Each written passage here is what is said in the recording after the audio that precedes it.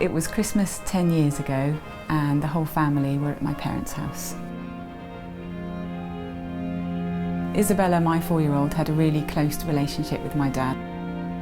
They always had lots of fun and they spent Christmas Eve decorating the Christmas cake. You don't imagine that one member of the family won't walk out the door at the end of Christmas. We all had a big Christmas lunch as normal, and then we decided it was time for Christmas cake. All of a sudden, my dad fell onto the floor. So when a person has a cardiac arrest, every minute that goes by without effective CPR or defibrillation reduces their chance of survival by 10%. It seemed like time had stopped. My sister and my husband tried to give him CPR.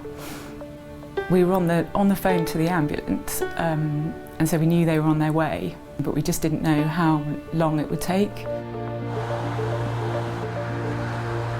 First responders are specially trained volunteers with one aim: to provide basic life support in advance of an attending ambulance. It felt like a long time, but within only minutes, a first responder arrived and took control.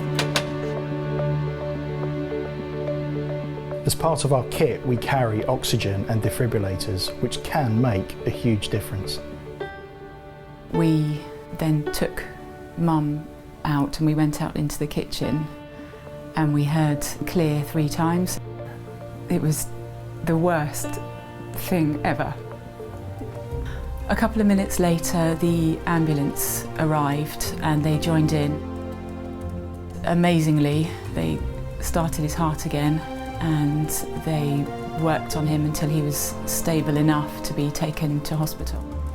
I can't tell you really how grateful I am to all concerned, and particularly the first responders who do all this work voluntarily. They made my Christmas day and have made so many more Christmas days for me. My girls have had 10 years of having their granddad in their lives. He's the best granddad and they love him so much.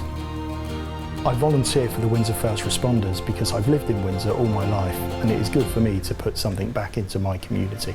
But there are a number of factors that need to be in place for us to do our job, the main one being transport.